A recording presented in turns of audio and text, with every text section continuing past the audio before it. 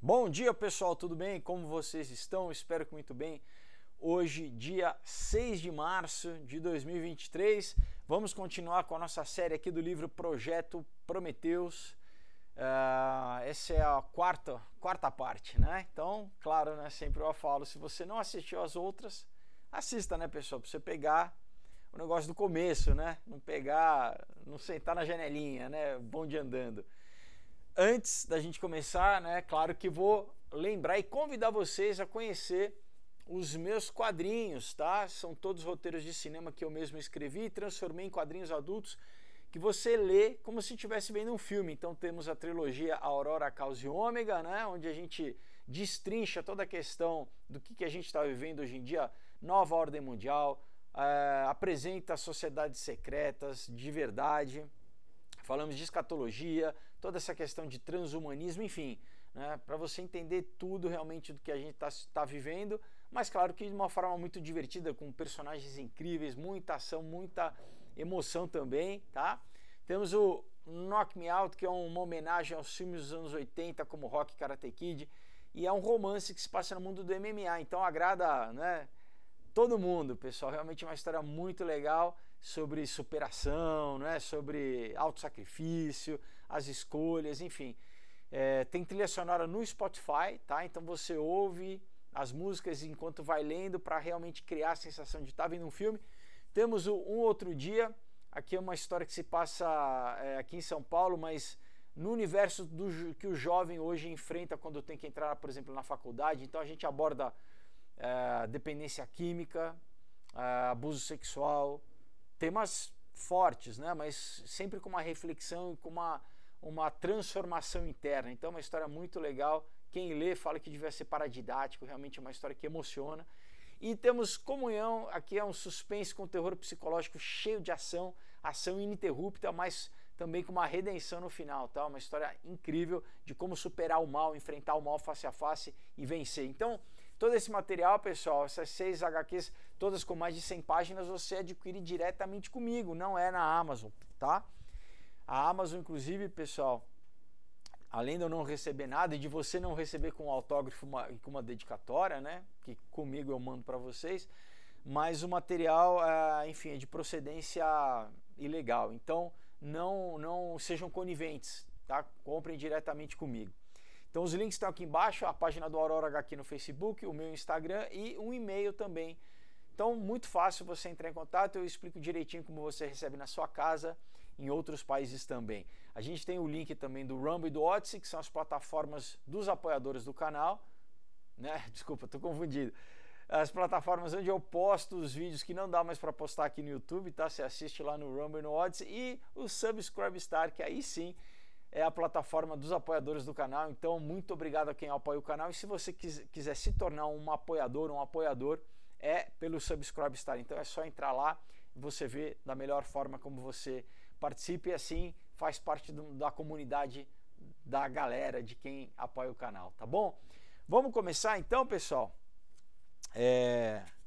Muito bem, né? Só retomando, esse é um livro escrito em 1969, né, pelo Gerald Feinberg, que é um físico, PhD, né, lá da Universidade de Colômbia, mas que também trabalhou na Fundação Rockefeller. Então é um cara profundamente ligado aos globalistas e essa agenda que eles querem implementar, né? Eles também, os globalistas, são muito espertos, eles não operam só na área política, né, na área econômica, mas também se infiltrando nas universidades e o que? Comprando, né, de certa forma, né, a palavra é essa, cientistas que vão fornecer modelos científicos para justificar, né, a implementação das mudanças que eles querem implementar na sociedade. Então, esse cara aqui é exatamente um insider, né? E aqui ele já é bom, né? Nos outros, né, nos episódios anteriores, assim, ele já falou sobre controle populacional, redução populacional, né, sobre como em 50 anos a gente estaria, quer dizer, ele escreveu em 69, então 50 anos a gente está agora, né, 2020, 2023, né, e ele já falava, olha, a raça humana vai, né, a civilização, a sociedade vai chegar num ponto que vai ser reversível, onde a gente vai ter já avançado tanto tecnologicamente que a gente não vai conseguir mais voltar atrás, nem que a gente queira. Então, ele está falando exatamente sobre isso aqui, né? Então vamos retomar. Ele fala assim, olha, se a humanidade é transformada através de uma manipulação biológica consciente, o novo homem que será produzido, ele terá vamos dizer, um conjunto de interesses diferente e de potencialidades diferentes daquelas que nós temos. Então, ao fazer essa mudança, nós iremos, vamos dizer, ter iniciado em um caminho aonde não será facilmente, vamos dizer, retornado ou retornável, né? Não porque a manipulação biológica não poderá ser desfeita, mas porque esse novo homem provavelmente não irá querer reintroduzir os atributos do homem contemporâneo nele mesmo, tá? Então, basicamente está falando, olha, quando a gente chegar no futuro, né, a gente puder fazer essas mudanças biológicas, como por exemplo, né, o que eles estão tentando fazer agora, quase que se manter perpétuo aqui na Terra, né? O que eles falam, não, vamos vencer a morte. Ele fala assim, provavelmente o homem ele nem vai querer abrir mão dessas novas, né, dessas novas tecnologias, né? Então, além da questão biológica, ele tá basicamente implícito tá que vai ter uma mudança psicológica também, né? E essa mudança psicológica, provavelmente ele fala que as pessoas não vão querer abrir mão, né? E é muito interessante, né? Porque sempre eu faço um paralelo com a questão escatológica, né? Em Apocalipse 14 fala que quem receber a marca da besta, que vai ser uma tecnologia, a pessoa basicamente não vai ter salvação, né? É como se... E aí não fica muito claro se vai ser alguma coisa espiritual, com certeza sempre vai ser espiritual, mas se é uma coisa biológica e se é uma coisa psicológica também, né? Se a pessoa vai estar tão controlada que ela talvez não tenha mais, né, livre-arbítrio, domínio próprio, vontade própria, né? Vamos continuar.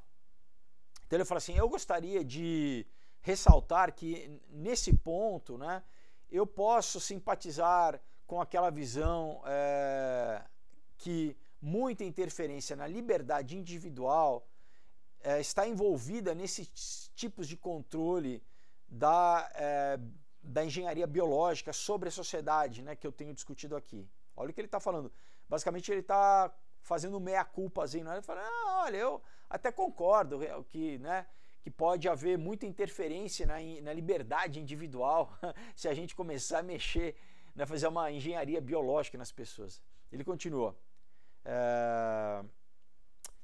Se nós quisermos evitar esse tipo de interferência, né, talvez seja necessário renunciar que a modificação do homem através da engenharia biológica, né, que não parece ser um desenvolvimento plausível para mim. Ele está falando, então, se a gente não quiser interferência do Estado sobre, né, a biologia do ser humano, a gente vai ter que abrir mão de tudo, mais ou menos de todos os benefícios que a engenharia biológica traria a nós.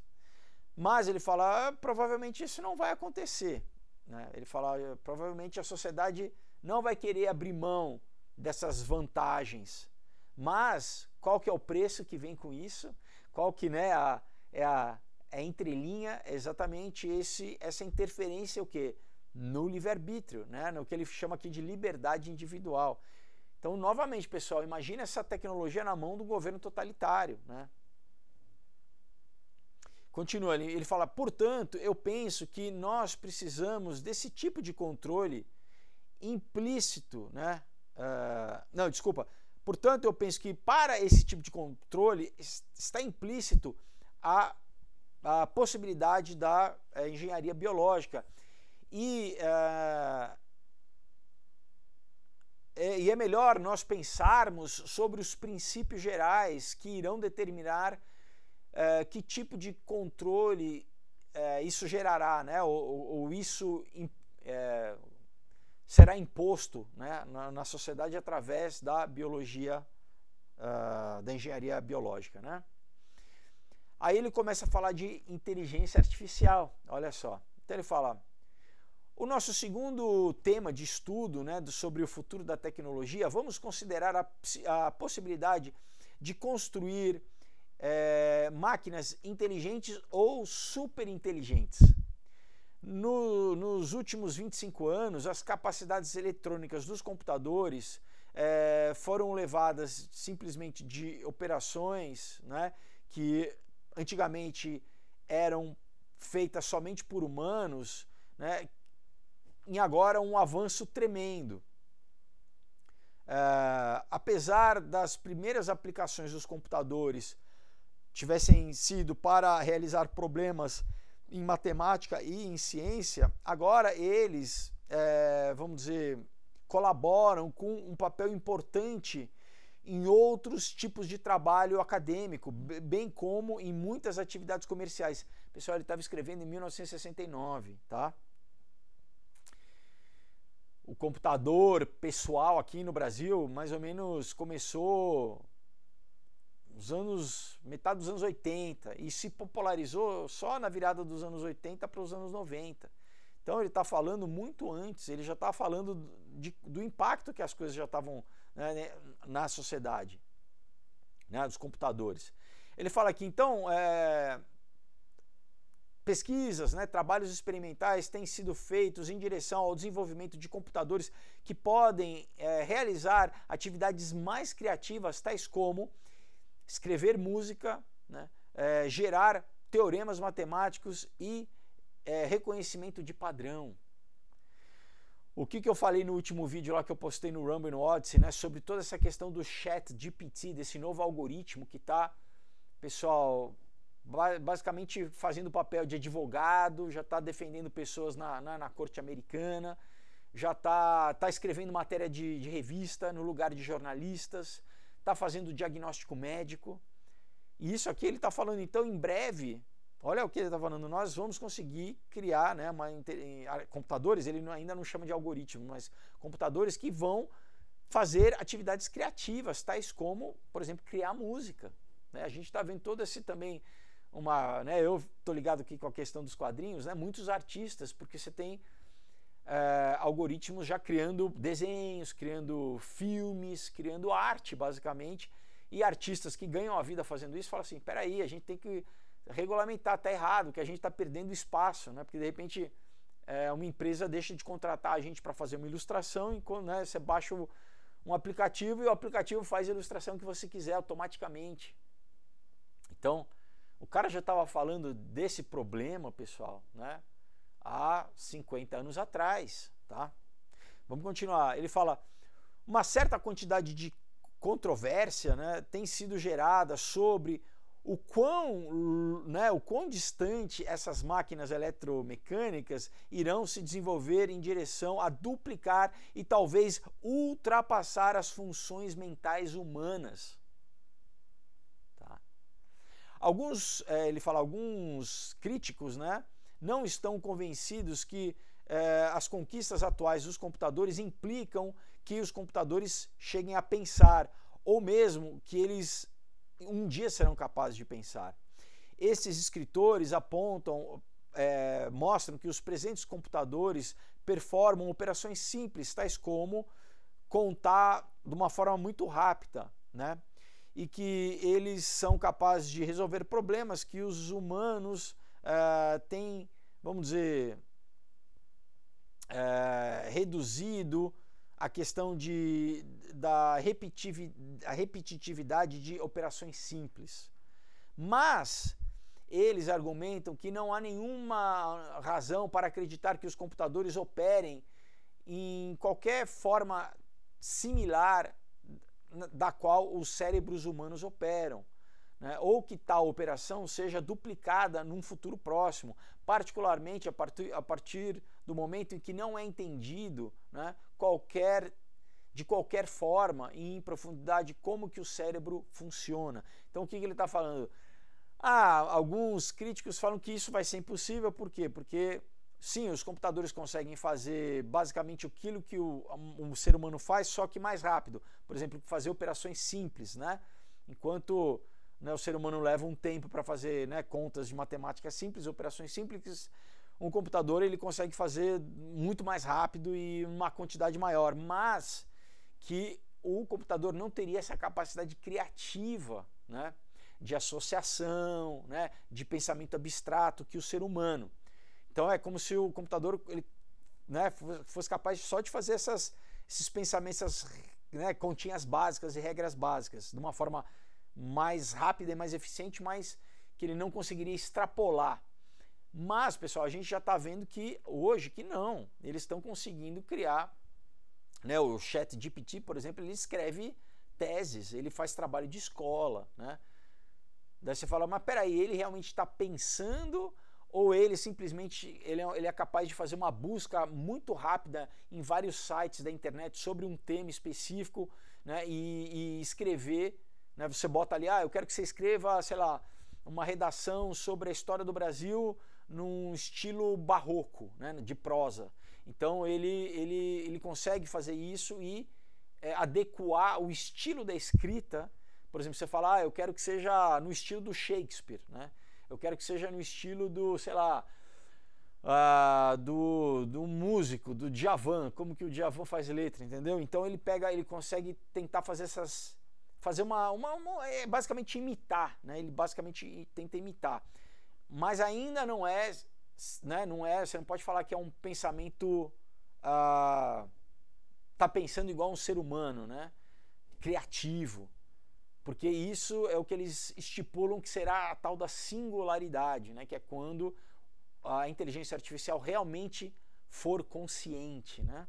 E que eles, né, eu já no último vídeo lá do Rumble e do Oddsell, ele já tem matérias de cientistas falando que é o quê? De novo, 2030, né? Sempre eles, tudo meio que apontando para 2030. Então eles falam que em 7 anos vai ser possível chegar na singularidade, onde as máquinas vão pensar por si só.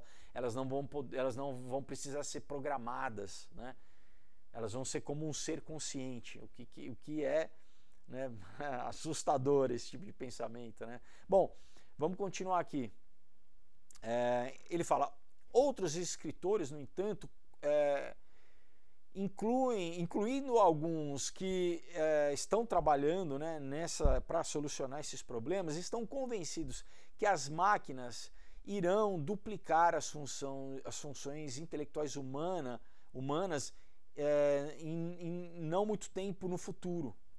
Tá? Então, ele apresenta dois lados, né? Um lado que fala que não, a máquina nunca vai ser comparada a um humano, a pensar como um humano, e outro, não. Então, tem gente que já está trabalhando, na verdade, para fazer com que as máquinas pensem como um ser humano, né? E que, inclusive, ultrapassem o pensamento humano, né?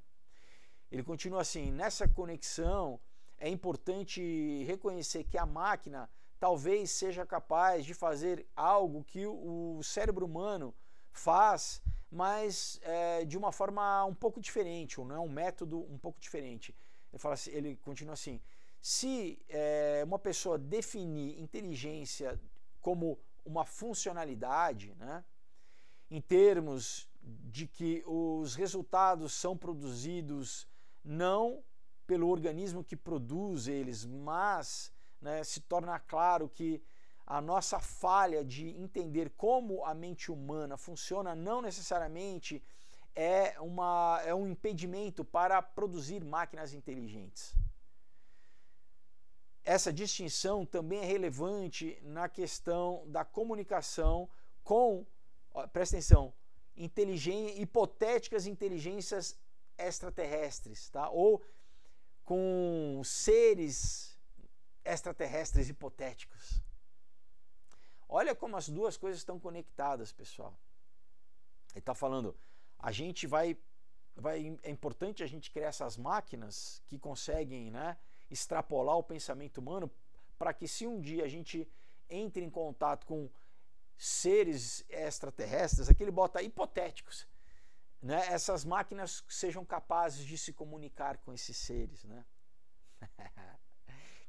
E aqui ele conclui que também, né, podem ter cérebros que não funcionam como os nossos cérebros funcionam.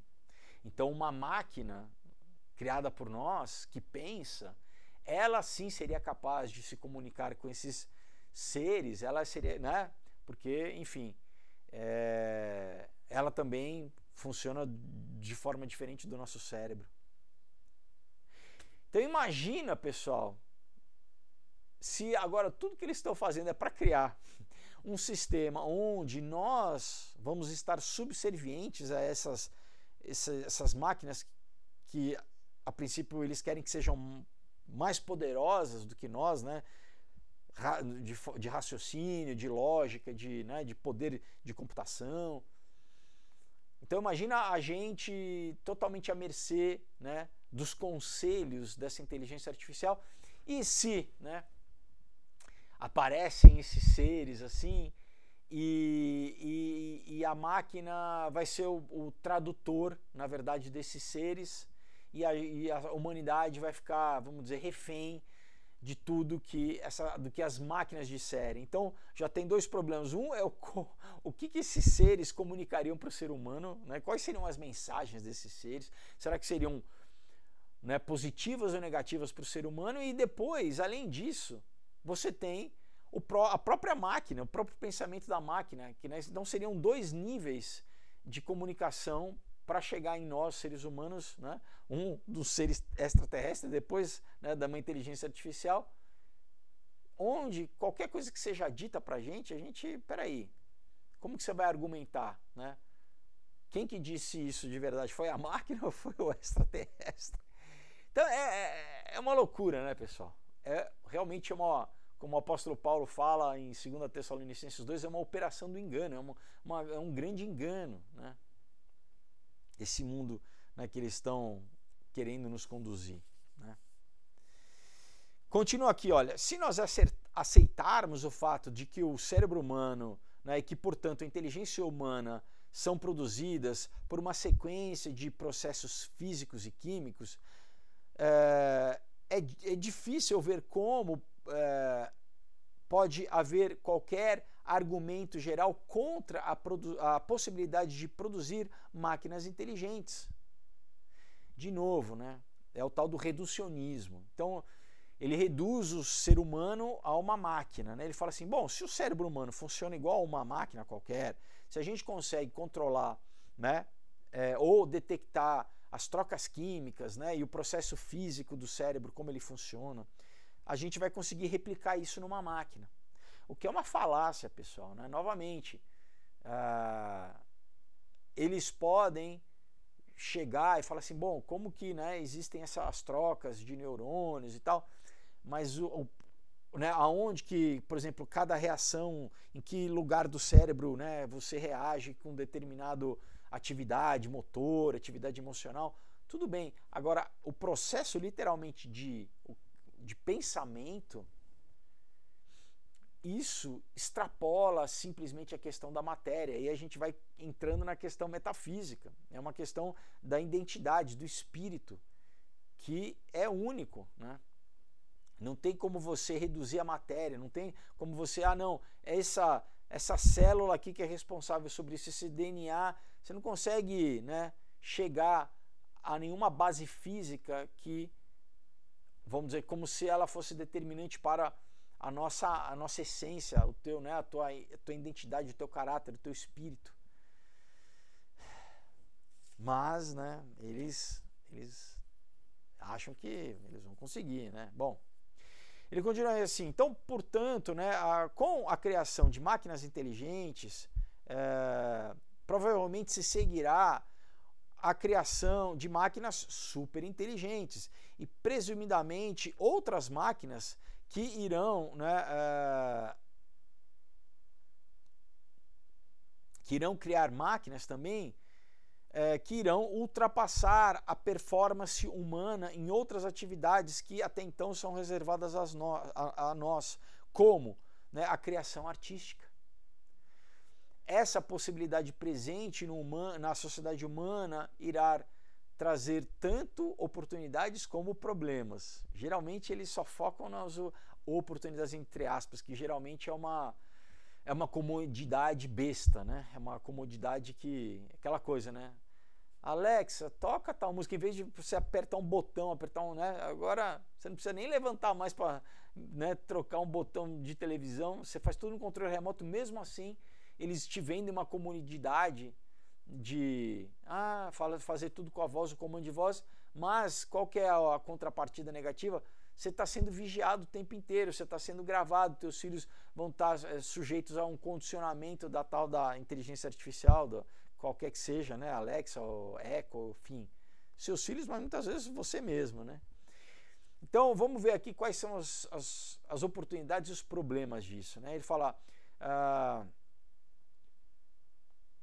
olha só, pessoal, o desemprego tecnológico que os computadores podem criar tem sido reconhecido, né, por algum tempo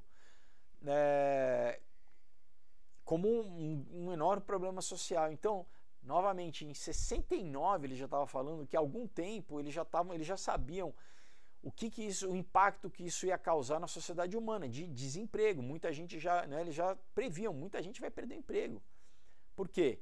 As empresas, querendo economizar, vão, né, abrir mão do trabalhador humano para ou automatizar a produção, ou comprar um robô, ou botar um algoritmo, porque, né, isso trabalha, não precisa de folga, não precisa dormir, não precisa comer, né?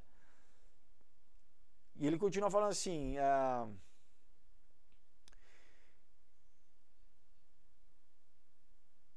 ele fala assim, olha, vamos dizer, um grande problema também, né, que já tem sido escrito a respeito até, né, nesse momento,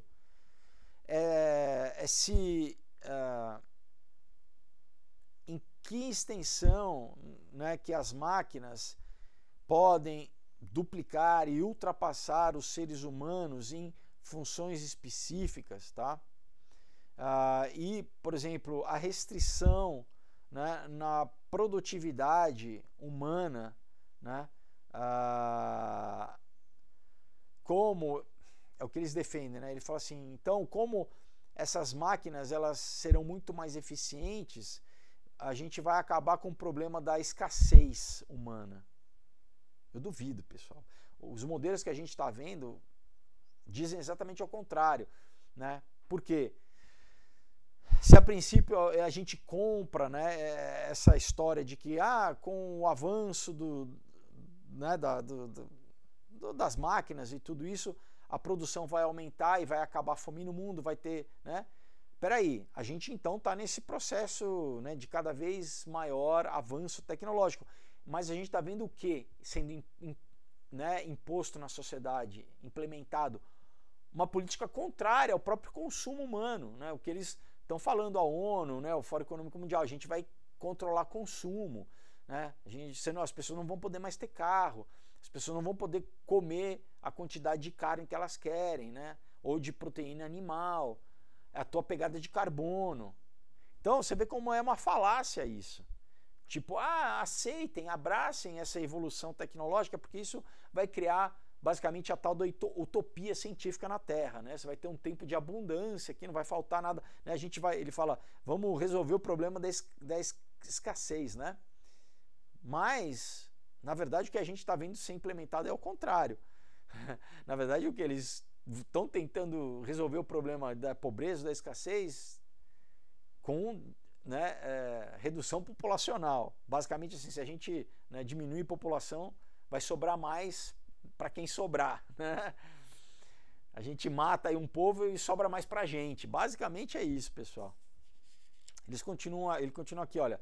Então, as restrições, né, que sobram, elas irão não vir, né, das leis físicas que governam a matéria, né, mas das quantidades de matéria e das energias que estão dispostas a nós. Um papinho meio... ainda, né, já nessa ideia, né, de não, a gente tem que controlar a energia, né, a gente tem que controlar as fontes de matéria, né. Continua assim, então essas restrições não irão prevenir, né, que nós melhor, não irão garantir uma quantidade adequada, né, do padrão de vida para a população humana, né, dado que a população não continue a crescer exponencialmente por diversas gerações.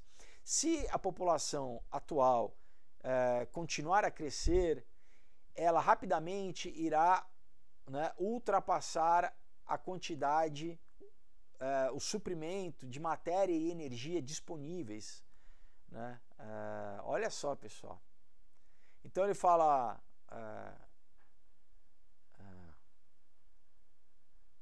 assim, de qualquer forma, né, nós devemos ter a esperança que antes que isso aconteça, a maioria da população humana já terá aceito o controle de natalidade como um método desejável de regular o crescimento populacional.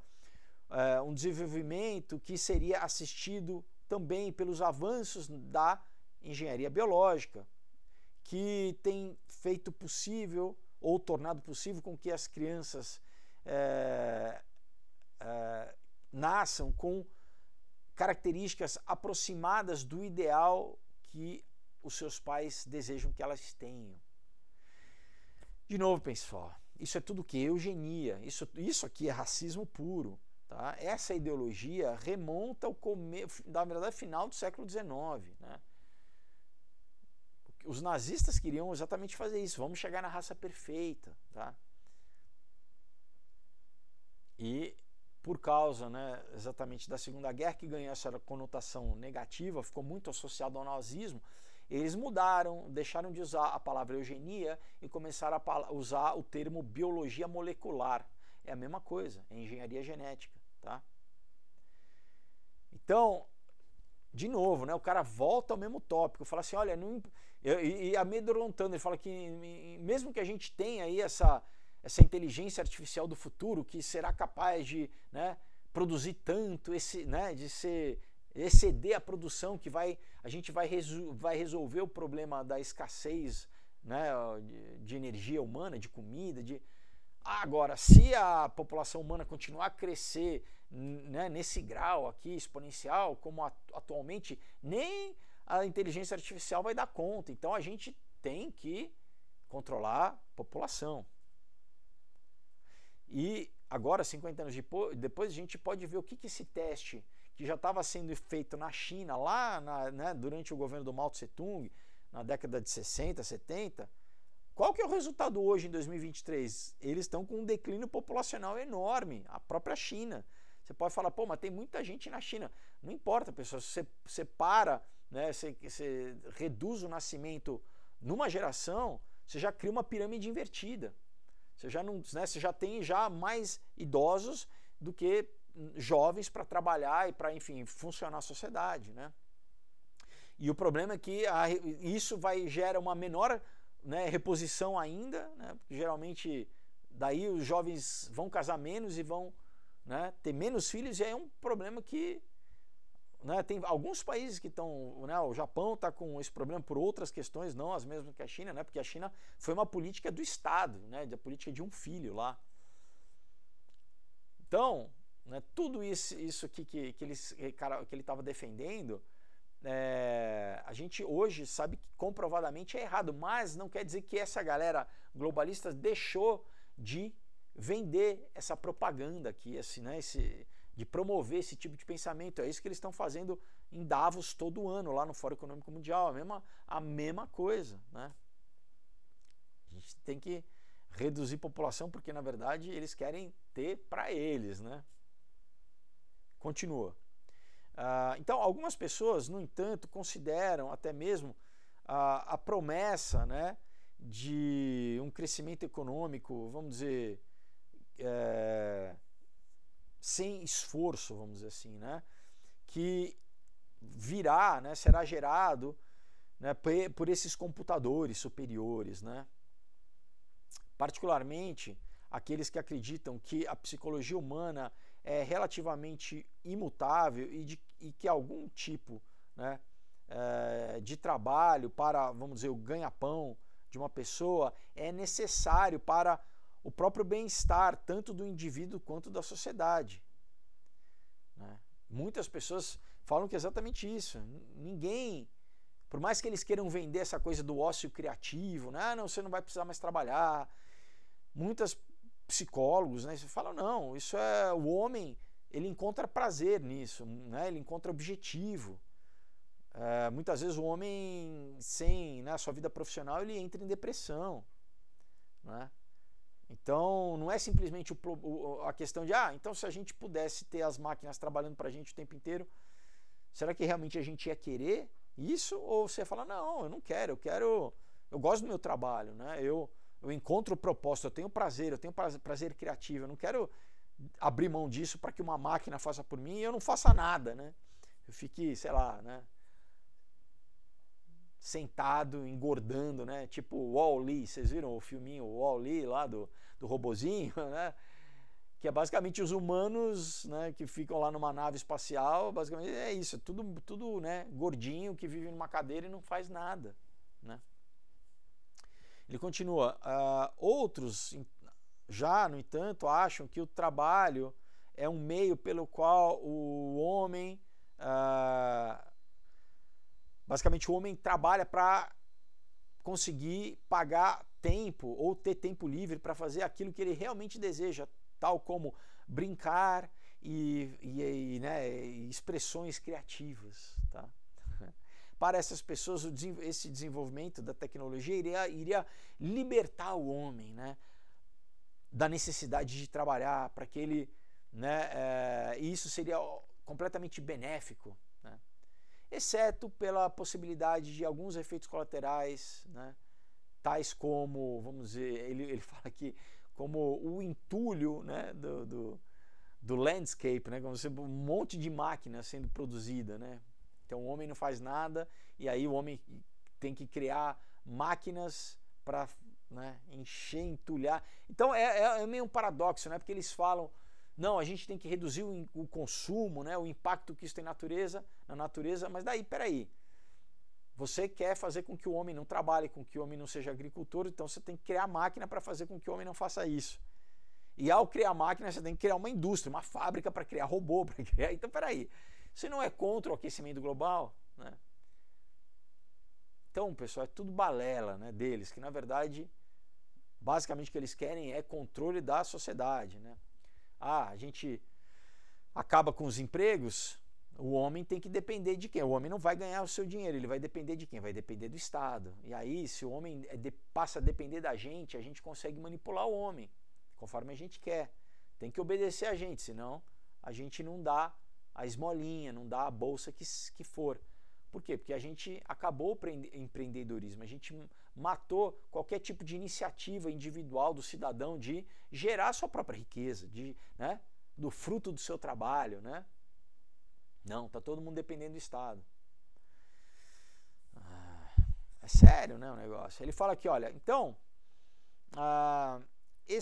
vamos dizer, esse desacordo aparente, né, ele é em até extensão, vamos dizer, baseado numa diferença de opinião sobre quais serão os objetivos corretos para a humanidade, né? Vamos dizer, qual é o melhor objetivo ou objetivos, quais são os melhores objetivos para a humanidade. Ele continua aqui, então, olha, provavelmente isso não será resolvido até que a diferença seja tornada explícita, né? O que não tem sido feito até agora. Por outro lado, os proponentes, né, do trabalho, as pessoas que defendem o trabalho, que o trabalho é importante para o homem, né, eles implicitamente assumem que o homem requer algum tipo de exigência externa para que as suas ações mantenham as suas personalidades de qualquer tipo de degeneração em uma, vamos dizer, indiferença preguiçosa, ele fala aqui, né? E essa exigência, essa imposição, historicamente tem sido providenciada pela necessidade de se ganhar a vida, né, de se trabalhar para comer, para ganhar a vida. Por outro lado, né,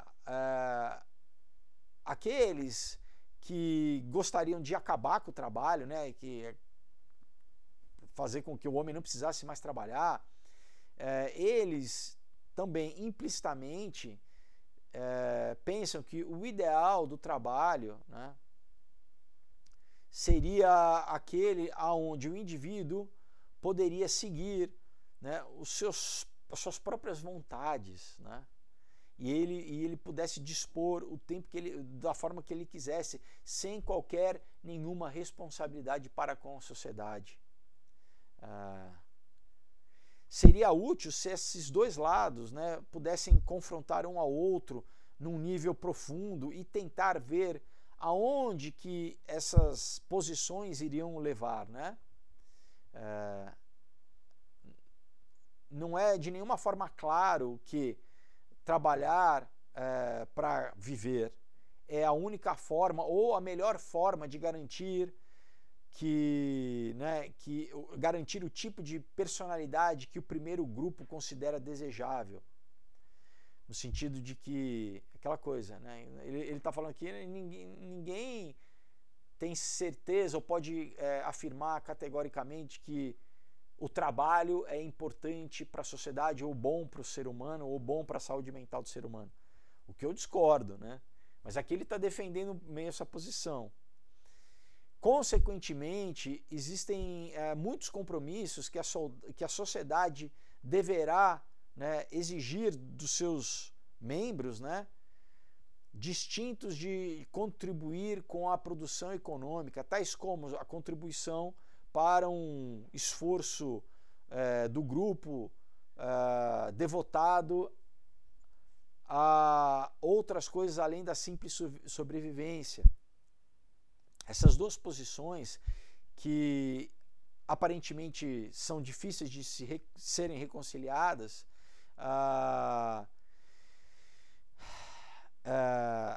ele fala que, bom, a gente tem que analisar isso até ver qual das duas seria a melhor para o ser humano, né? Basicamente o que eles fazem, pessoal, essa galera, é sempre assim, pegar algo que ao longo da história humana sempre foi senso comum, sempre foi normal, né? O homem sempre entendeu que sim, né, a gente precisa trabalhar e que, né, muito da nossa vida, da nossa realização, da nossa identidade é associado ao nosso trabalho, aquilo que a gente faz, né, o que você escolheu estudar, o que você escolheu, e que você tem uma gratificação nisso.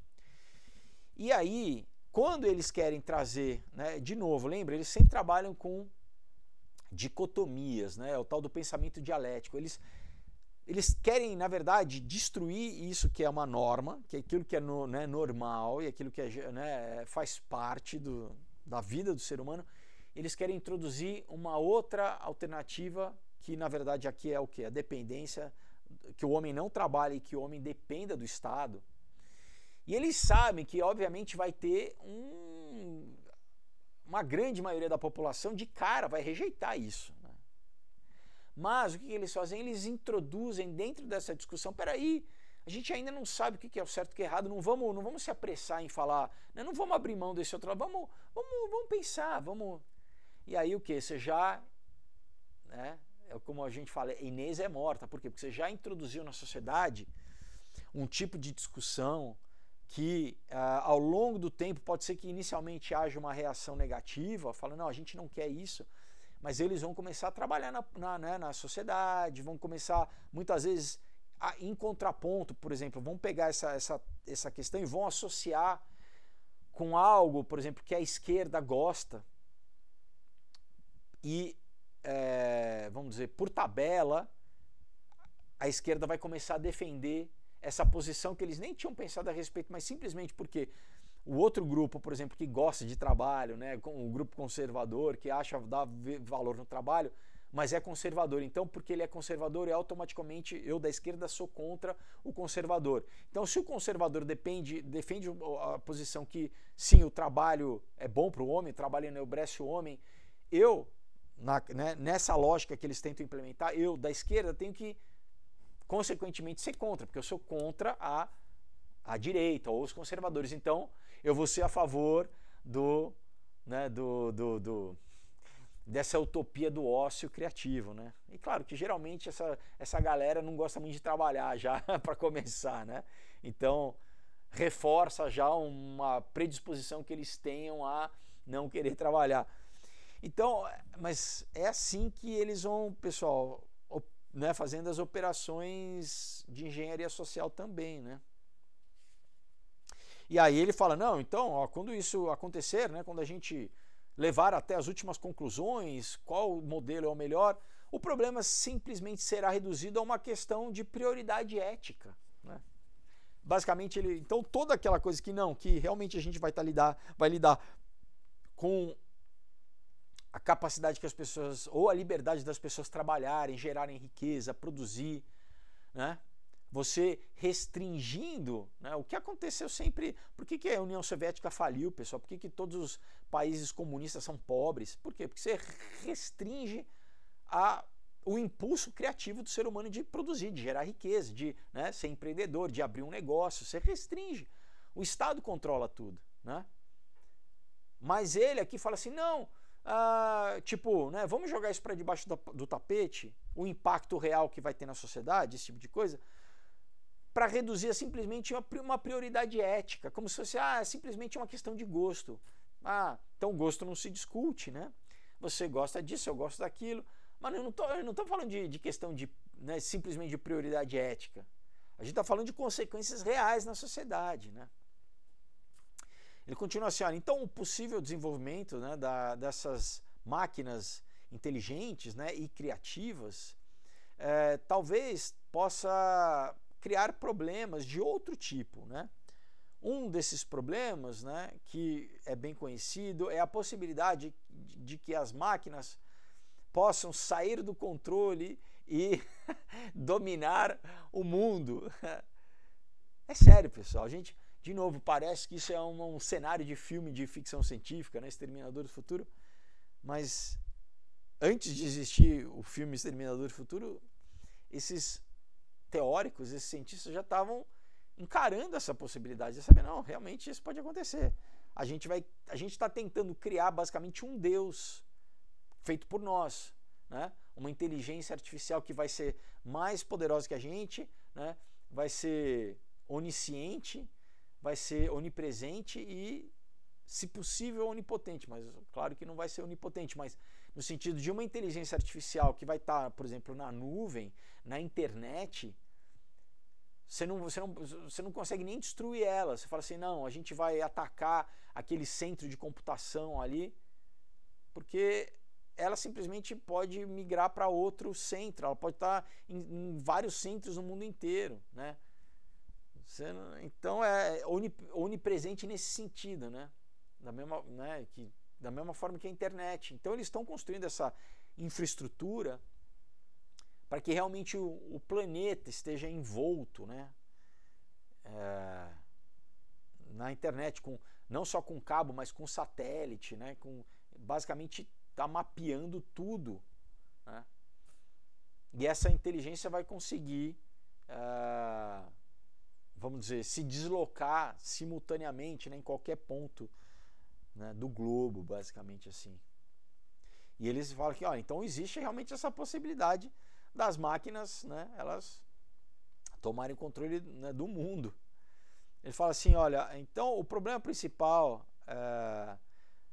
da existência da inteligência, né, artificial e dessas máquinas criativas, elas podem impor na humanidade algo que seja impossível ao homem controlar, né? Então, até o momento, a humanidade, né, que tem, vamos dizer, pensado e concebido, né, a respeito de arte, de ideias, de pensamento, de filosofia, enfim, né, ele se baseia no fato de que qualquer que seja, né, as características determinantes de outras partes da vida humana, né, sempre a última palavra vai ser dado pela mente humana e pelo espírito humano. Ele fala, eu penso que muitos homens têm sido atraídos para a ideia da vida da mente, precisamente pelo fato de que a mente individual ela é a única fonte de inovação e também a única fonte de juízo de mérito, né? Tais como altruísmo, né? Ou, vamos dizer, como solucionar um desafio, ou até mesmo curiosidade. E também aquilo que envolve você devotar a si mesmo para alguma busca cultural. Ele continua, de qualquer forma, né, se as máquinas se desenvolverem, elas irão, vamos dizer, criar uma alternativa, uma fonte de inovação alternativa para essas atividades criativas que têm sido, vamos dizer, o terreno humano, né? E isso terá um efeito sério no interesse humano nessas áreas, particularmente quando as máquinas começarem a exceder os homens nas suas melhores performances, né? Então, o que ele está falando basicamente é o seguinte, pessoal. Será que você teria novamente um bar? Você teria alguém querendo, por exemplo, ser um músico, compor música, quando as inteligências artificiais, os algoritmos, começassem a ultrapassar a criação humana num ponto tão grande? Tudo bem que na questão da arte é meio subjetivo, né? Então não tem como a gente medir muito bem, mas um exemplo que já aconteceu, por exemplo, tanto no xadrez com o Kasparov, né, quando o Deep Blue, o computador da IBM, venceu o Kasparov, quanto agora mais recentemente o computador venceu o melhor jogador de Go, que é aquele jogo, né, que jogam muito na Ásia. E ele falou, bom, acabou, não tem mais por que jogar isso. É isso que ele está falando aqui. Será que será que o ser humano ele ainda vai querer, né, pensar, ele vai vamos dizer, se esforçar em pensar em filosofia ou pensar na ciência, quando tiverem máquinas que vão estar ultrapassando o homem? É basicamente, sabe, tipo criança que você está jogando um jogo e você não deixa ela ganhar uma vez, você sempre ganha dela, e ela uma hora ela desiste, ela fala, não quero mais jogar, né? Porque não tem graça, eu não ganho nunca. Então, basicamente, é o quê? É tornar o ser humano num ser menos capaz, mais próximo de um animal, né? Sem exercitar as suas funções, que, na verdade, pessoal, a função criativa do homem é aquela que nos aproxima mais a Deus, né? Deus, ele é o Deus criador. E a capacidade que ele colocou no homem de ser criativo, principalmente no pensamento, né? Porque qualquer criação manual que a gente for fazer, nasce primeiro, né, no cogito, né, nessa função que eu digo que é divina, pessoal, né? Deus que deu essa capacidade criativa ao homem. Então, basicamente, estaria, vamos dizer, usurpando, né, essa inteligência artificial, basicamente estaria, né, inibindo, né, desestimulando a criação humana, o pensamento humano. É muito sério isso, pessoal, tá? Ele fala assim, olha, eu suponho, né, que uma reação comum a isso seria que as pessoas, elas começariam a fazer as pessoas que, né, elas têm esses tipos de atividade como arte, música, literatura, elas não mais iriam fazer essas coisas, né? Elas não se esforçariam seriamente nesse tipo de coisa. Mas, ele fala, ao invés disso, né, aquele, vamos dizer, artista de final de semana, que faz como hobby, né, que não tem nenhuma esperança de alcançar nada importante, né, ele fala basicamente que todo mundo ia cair nessa segunda categoria, né, de gente que realmente não tem não busca a excelência, né, em realização artística, né, de pensamento, fala não, ia ficar relegado a uma coisa de segundo plano, né? Ele fala, enquanto várias outras formas de arte talvez continuem como atividades humanas debaixo dessas circunstâncias, o seu significado, né, vamos dizer, daqueles que são os mais geniais, né, ele iria mudar significativamente. Basicamente não teria mais gênios, né, como a gente disse, não teria mais aqueles expoentes da raça humana, né, avançando a cultura, tá? Porque basicamente isso seria feito por máquina, né? Seria relegado à máquina. Ele fala, seria também interessante saber se, vamos dizer, o público, né, que consome essa arte, como eles iriam reagir a um trabalho de arte da maior qualidade produzido por uma máquina, né? Algumas pessoas tendem a achar que a personalidade do artista é crucial, né, na experiência do trabalho feito pelo artista, enquanto outros não consideram isso importante. Eu acredito que, né, a obra é também um desdobramento do próprio artista, né? Ele está falando aqui, mas basicamente assim, não importa de onde veio essa arte, né? Então, se for um computador ali que fez uma coisa artificial ali, a gente vai respeitar tanto quanto, né, sei lá, um Michelangelo que passou 10 anos ali pintando, né, a Capela Sistina, né? Eu acho que não, né? Porque obviamente né, sei lá, Davi, né, pintando a Mona Lisa, ou Michelangelo fazendo, né, eu falei Davi, o Leonardo da Vinci, né, mas a estátua de Davi, enfim. A gente sempre tem, né, o artista, né, associado à sua obra, né, o Van Gogh, né, por isso que a gente fala, né, a obra é o quê? O Van Gogh. Você nem fala, isso é um Van Gogh, isso é um quadro. Você cita quem? O artista, é o Monet, é o Picasso, né, é o Rembrandt. A música também se fala, eu estou ouvindo Mozart, eu gosto de Bach, né, eu gosto de... Porque está estritamente ligado à pessoa. E aqui ele está falando, não, então, de novo o quê? Não vamos resistir a isso que a gente está implementando. Aceitem, né, essa suplantação do ser humano pela máquina. Eu acho um absurdo, né, pessoal, essa desumanização. Bom, vamos encerrar, né? A gente já chegou aqui 1h. E então, pessoal, né?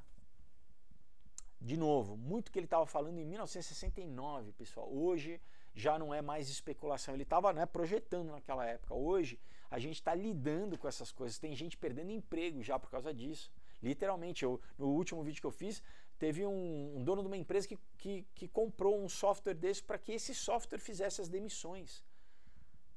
Não era nem mais o cara ou nem mais o diretor que tinha que chamar, né, funcionários para demitir as pessoas. As pessoas estavam sendo demitidas sumariamente pelo um algoritmo, tá? Então a gente já está sofrendo impacto hoje, né, nisso. E isso só vai acelerar, né? E claro que tem o componente espiritual, né? Isso vai afetar todas as áreas, pessoal, da vida humana, não só o trabalho, né, mas a questão do consumo, a questão do lazer, os relacionamentos interpessoais, a questão da religião também. E então, né, aí extrapolando um pouquinho, né, é isso. De novo, né, o meu propósito aqui é trazer esse tipo de literatura para ver em que ponto que a gente está no relógio profético, né, em relação ao que a Bíblia diz desse mundo que vai vir, que é o reino do anticristo, né, que é onde todo mundo vai estar vigiado e cerceado por essas máquinas que vão querer impor um tipo de comportamento, vão tentar impor uma escravidão física, mental e espiritual. Então a nossa única alternativa é o quê? É não se aliar com isso e se aliar com Deus, se aliar com a humanidade, com Deus que criou a natureza, que nos criou, né, e que é contra escravização que está sendo construída, né, para tentar aprisionar o ser humano. E a nossa liberdade é só através de Jesus Cristo, né? Então, pessoal, eu encerro o nosso vídeo, eu deixo aqui para vocês os livros, tá? De novo, muito disso eu deixo aqui explícito, facinho de entender, né, em forma de história na trilogia do Aurora, o Caos e o Ômega. Então, se você quer também ter um apanhado disso de uma forma de fácil, às vezes eu sei que ouvir aqui né, exige mais atenção. Então, por isso que eu criei histórias, porque assim você lê se divertindo e aquilo você já vai absorvendo aquela informação, tá? Vai te levar a reflexões. Então, realmente, esse material de primeira, entre em contato, os links estão aí embaixo. Estou acabando rápido aí, porque eu estou com o horário, preciso sair. Mas é isso, pessoal. A gente, né, continua semana que vem e quinta-feira a gente tem um outro encontro aí para trazer uma palavra abençoada para vocês, tá? Deus abençoe. Aguardo vocês aí. Um grande abraço. Tchau.